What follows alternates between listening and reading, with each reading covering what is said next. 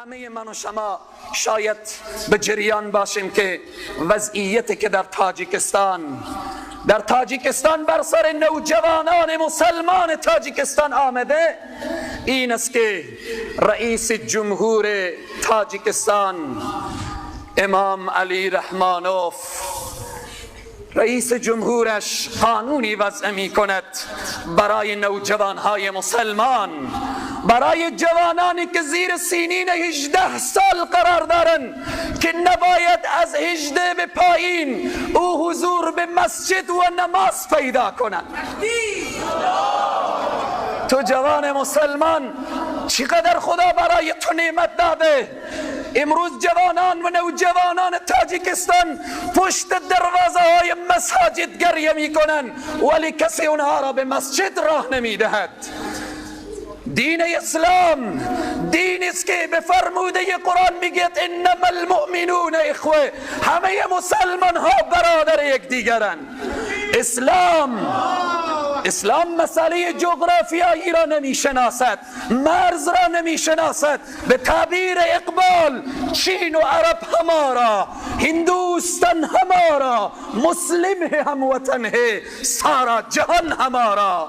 در هر گوشه مسلمانی است او برادر من و توست و در هر گوشه خواهر مسلمان اگر بی عزت و بی عفت میشه و مشکلاتی میبینه او خواهر من و توست.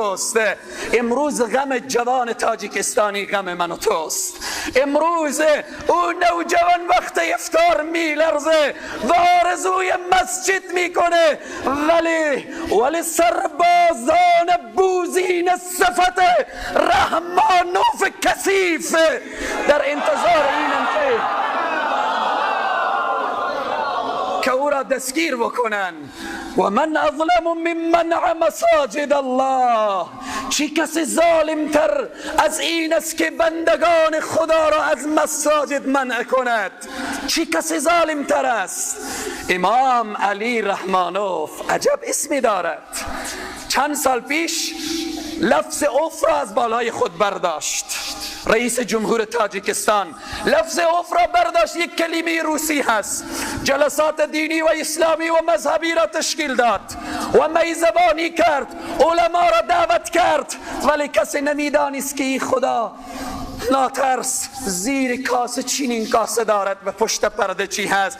ولی امروز رسواییش به عالم رسیده و دانسته شد که این از سربازان و از شخصیت ها و کسان و پیروان کاجیبی روسیه هست ولی نتوانست که عیوب خود را بپوشانه. حیف نام امام، حیف نام علی، حیف نام رحمان.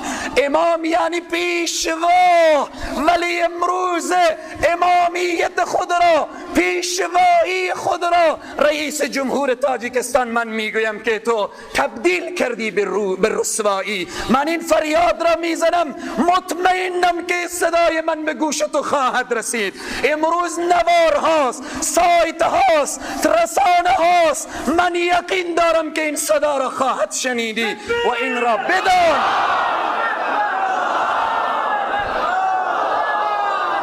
نام تو علی هست.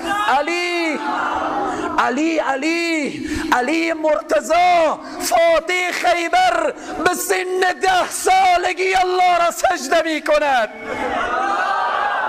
به سن 10 سالگی با الله شنا می شود ولی تو نام خود را علی گذاشتی.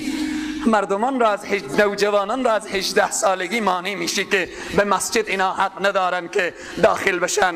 اگرچه این حرف ها دقیق هست، قبل از این که به نماز بیایم یک شب قبل هم برادر این موضوع را اشاره کرد، گفت در یکی از سایت های اینترنتی باز جنایت دیگری را خلاصه مرتکب شده، رسوایی دیگری اعلان کرده که هیچ کس حق نداره در تاجیکستان دیگه نام خود را محمد بگذارد.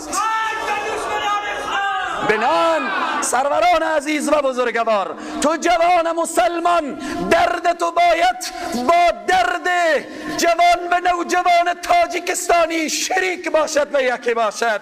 وقت افطار دعا کن تو جوان مسلمان، بناء نامش هست رحمان. امام علی رحمان کو صفت ذاتی خداست، بنان یعنی بسیار مهربان. این را بدان که تو رحم و شفقت به اطراف تو نیست. تو را قرآن ظالم گفته و من ازلم ممن منع مساجد الله.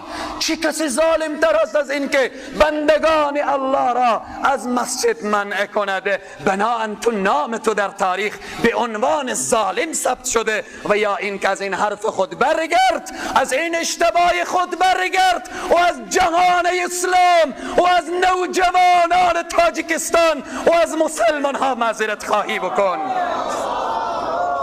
تاجیکستان وقتی امام علی رحمانوف دستور خود را از کاجبی روسیه میگیرد، آیا اتحاد جماهیر شوروی فراموش کرده وقتی که در کشور عزیز افغانستان میآید و حمله میکنه؟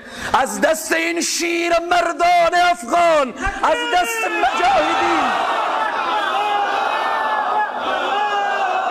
جماهیر شوروی پارچه پارچه نشد. هنوز دیگر چی میخواهی؟ هنوز دستور خود را از جای از مرکز شیطانی میگیری که پارچه پارچه شده و به افغانستان خار و زبون و ذلیل گشته. وقتی به شوروی رسید، کشورهای خودش، جماهیر خودش، جمهوری خودش تبدیل به جماهیر شد، تبدیل به 15 کشور گردید. او آزادی تاجیکستان، آزادی ازبکستان، آزادی ارمنستان، آزادی آذربایجان، آزادی اوکراین، آزادی بلاروس، آزادی خلاصه قرقرستان و غیره و غیره. این آزادی این شهرها از برکت مجاهدین افغانستان هست. این را بدان رئیس جمهور تاجیکستان، این را بدان که ملت افغانستان و همچنین ملت مظلوم تاجیکستان و هر ملت مسلمانی که به هر گوشه دنیا هست، اینا همه ملت واحد هستند. همه اینها از این حرکت تو و از این پیام تو و از این تصمیم تو همه نفرت دارن و بر تو نفرین میفرستن. عزیزان من وضعیت دنیا چقدر خطرناک هست. کجا هست عمر که یک صدای امیدوار کننده بشنویم؟ کجا هست خالد ابن ولید؟ کجا هست اسامه ابن زید؟ کجا هستن سرداران اسلام؟ رهبران مسلمان که امروز از خود اقتدار و اختیار ندارند. با کی بگوییم؟ با کجا بگوییم؟ با کدام رئیس جمهور تماس بگیریم که تو دفاع کن از ملت مظلوم تاجیکستان؟ در اخیر اشاره میکنم سروران عزیز، نوجوان تاجیکستانی اجازه نداره مسجد برود، اجازه نداره به درس‌های دینی شرکت کنه، اجازه نداره به محافل دینی شرکت کنه. ولی وظیفه تو مسلمان چیست؟ این است که تو آزاد به مسجد می آیی، آزاد الله را عبادت می کنی، آزاد روزه می گیری، آزاد افطار می کنی. متوجه باش که وظیفه و مسئولیت تو وقت افطار و وقت سحر نوجوانان تاجیکستان را از دعا فراموش نکن، از دعا فراموش نکن. به پیشگاه الله عرض خود را بیان بکن، دعا کن که ای الله حکمتهای طاغوت وقت و زمان را در هر گوشه‌ای که هستن ای الله سرنگون بگردان. از هر گوشه‌ای. تا به حال ما یک خبر خوشی از یک رهبر کشور اسلامی ما نشنیدیم که از یک گوشه صدای بلند بشه، تماس بگیره که رحمانوف پای خود را جمع بکن. متوجه باش که این کاری که تو کردی اسرائیل هم نکرده.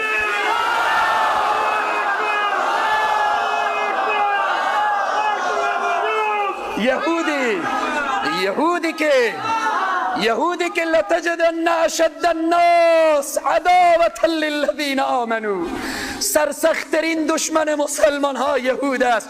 تا به حال یهود همچنین قانونی را وضع نکرده که مسلمان ها حق ندارن به مسجد برن، مسلمان ها حق ندارن نام فرزند خود را محمد بگذارن.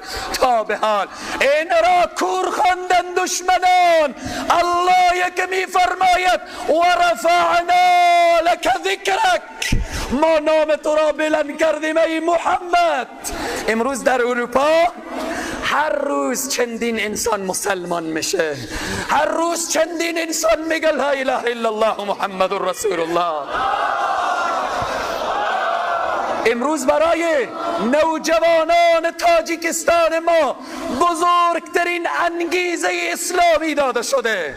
امروز به نوجوانان تاجیکستان ما انگیزه دینی و قرآنی داده شده.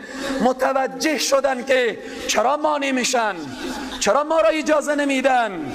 مسجد خانه خداست، میخوان ارتباط ما را با الله قطع کنن، ولی او جوان تاجیکستانی مظلوم واقع شده.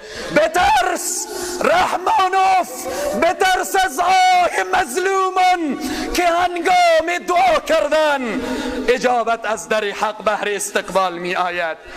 اربابان تو ابوالقدرت بودن، قلدران دنیا بودن، ولی از برکت مجاهدین افغانستان پارچه پارچه شدن. این را بدان،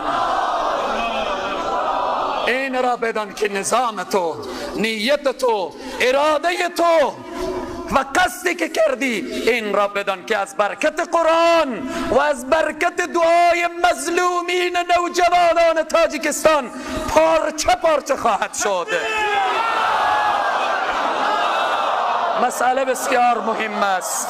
به خاطر رفع مسئولیت، به خاطر رفع مسئولیت این را میگویم، شما عزیزان وقت افطار اولا، وقت سحر نوجوان های تاجیکستان و ملت مسلمان تاجیکستان را از دعا فراموش نکنید. دوم، اگرچه میدانم رئیس جمهور خود ما از خود اقتدار کامل ندارد، باز هم بنا به مسئولیت بیان میکنم، رئیس جمهور اسلامی افغانستان، این را میخواهم به عنوان یک مسئول، به عنوان یک فرد اول کشور، حالا که تلفن ها و موبایل هاست، بردار با رحمانوف صحبت بکن، برایش بگو که از خدا بترس. تاجیکستان و نوجوانان تاجیکستان برسد. خدای تبارک و تعالی برای همه عزت و تعالی و ترقی را عنایت بفرماید. الله سبحانه و تعالی در هر گوشه‌ای که مظلومین واقع هستند و مظلومین زندگی میکنن، خدایا پروردگارا مظلومین را از چنگال ظالمین نجات بده یا الله. پروردگارا اون نوجوان چی گناهی کرده که به مسجد نیاید؟ پروردگارا او مسجد میآید تو را عبادت میکنه، ولی امروز ظالمین، حکام ظالم، طاغوت های وقت و زمان مانع آمدن او شدن. ولی میگویم ای نوجوان تاجیکستان، خدا تنها در مسجد نیست، در هر گوشه و در هر کنج خانه که با الله ارتباط برقرار کنی، الله صدای تو را میشنود و ندای مظلومیت تو را میشنود. و این را بدان که بینی ظالمین را به خاک خواهد کشید. در اخیر میخواهم از عموم شما سروران عزیز و بزرگوار که 3 شعار بدهید که ما از نوجوانان تاجیکستان دفاع میکنیم.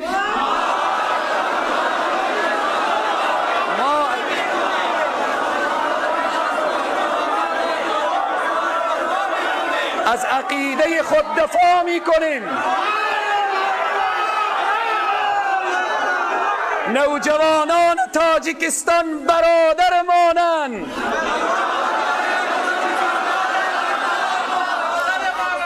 کسی که مانی مساجد شود با مشت کوبنده بر دهنش میکوبیم.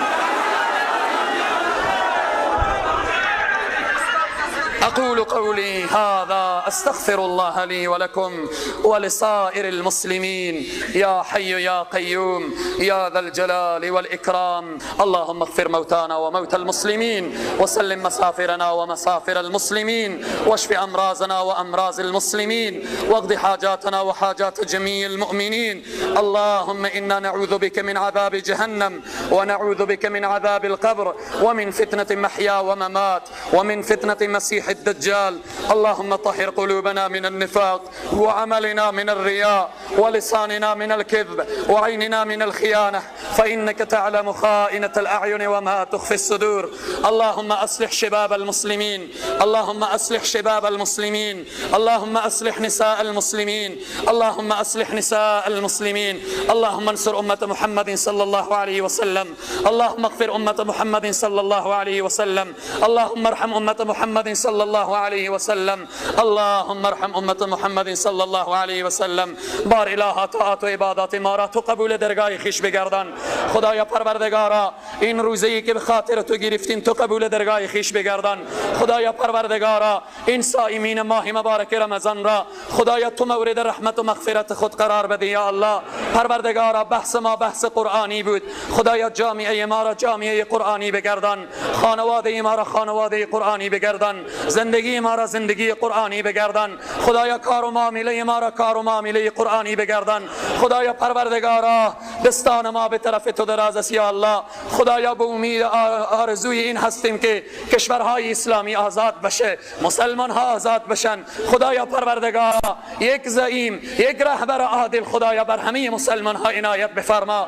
خدایا از تو خلافت راشده و احیای خلافت راشده و خلافت اسلامی را میخوایم یا الله. خدایا پروردگارا دستان ما به طرف تو دراز است یا الله. پروردگارا ماه رحمت و مغفرت هست. خدایا پروردگارا رحمت و مغفرت خود را شامل حال ما بگردان. خدایا مردگان ما را بیامرز. خدایا قبرهایشان را روضة من ریاض الجنه بگردان. خدایا پروردگارا خواهران و مادران و همسران ما را با عزت و با عفت داشته باش. خدایا پروردگارا مسافرین را صحیح و سالم به خانه و کاشانشان بر بگردان. خدایا کسانی که اسیرن و به جرم دین اسیر شدن خدایا پروردگارا اسباب رهاییشان را خودت فراهم بساز. خدایا اونهایی که قرض دارن خدایا قرضشان را آسان بگردان.